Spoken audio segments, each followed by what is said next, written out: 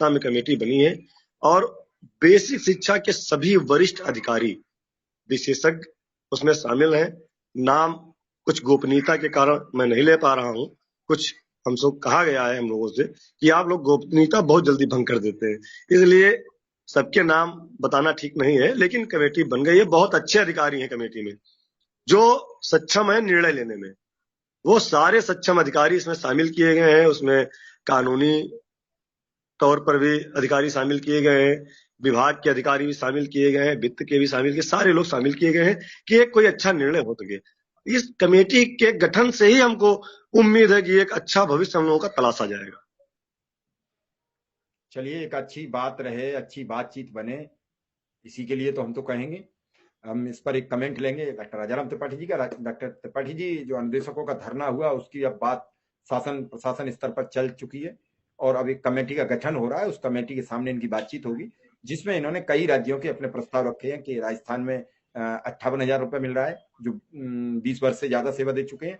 वहीं अन्य कई राज्यों में कहीं 35,000 है, कहीं 38,000 है, कहीं 25,000 भी है। तो इनका मानना है कई राज्यों के प्रस्ताव दिए हैं, उसमें किसी भी राज्य का प्रस्ताव अगर सरकार एडॉप्ट करती है तो मुझे लगता है कि सुशील कुमार को और शिक्षा मित्रों को वो प्रस्ताव स्वीकार कर लेना पड़ेगा। और वो यही इनकी मंशा भी है, किसी राज्य का भी आप एडॉप्ट करा दीजिए, उसी हिसाब से हमें नियमितीकरण का एक प्रस्ताव दे दीजिए। आगे चल के उसी पे टीए डीए समस्त अलाउंस हमारे फिक्स कर दीजिए, सभी कुछ उस नियमितीकरण कर्मचारी की तरह हमारा फिक्स कर दीजिए। तो मैं चाहूंगा कि आपकी क्या राय है?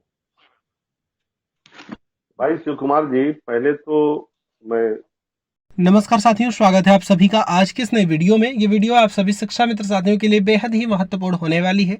वर्तमान की कुछ खबरें, हाल ही के अंदर का चल रहा कुछ ऐसा प्रकरण जिनको देखने के बाद समायोजन के दृष्टिगत सब कुछ क्लियर होने वाला है। इन सारी बातों को आपके मध्य में साझा करेंगे। सभी साथियों से एक विशेष अनुरोध है, वीडियो को आप पूरा देखें।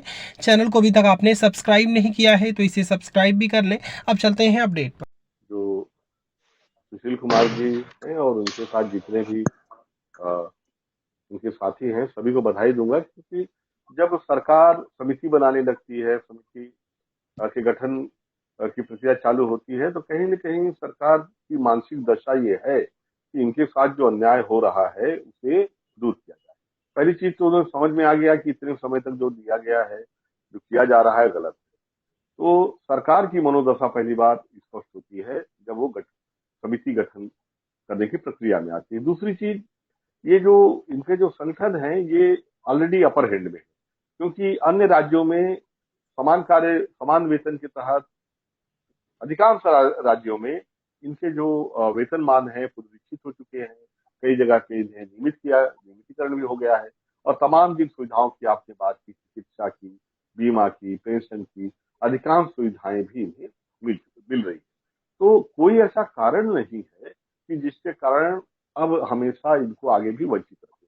दूसरी चीज क्या है कि कोर्ट में जो मामले गए हैं उसके कारण भी एक दबाव बना है। तीसरी चीज, अब चुनाव में ज्यादा दिन नहीं बचे हैं। लोकसभा के चुनाव में समझता हूं कि अप्रैल के आसपास, मतलब ये देख लीजिए, 1 महीने 1.5 महीने के अंदर ही घोषित हो जाएंगे और अप्रैल में संभवतः हो जाए, अप्रैल में।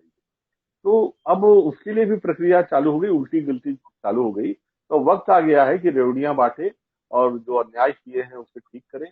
और यह सही समय है कि इनके यूनियन के जो नेता हैं एकजुट होकर दबाव बनाएं, भाई विक्रम सिंह जी हो चाहे सुशील भाई हो, ये सब लोग एकजुट हो।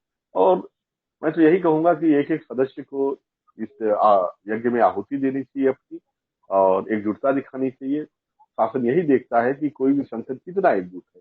एकजुट संगठन अगर नाराज हो जाएगा तो वोटों पे प्रतिकूल प्रभाव डालेगा, और तभी उसी के कारण ही निगोशिएशन पावर इनका बनता है, मोल भाव करने की इनकी क्षमता बढ़ती है।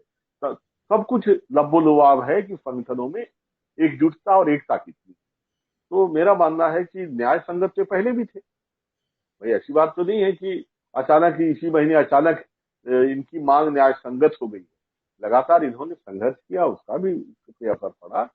और ये पहले दिन से सरकार जान रही है कि शिक्षा कर्मी और अन्वेषकों की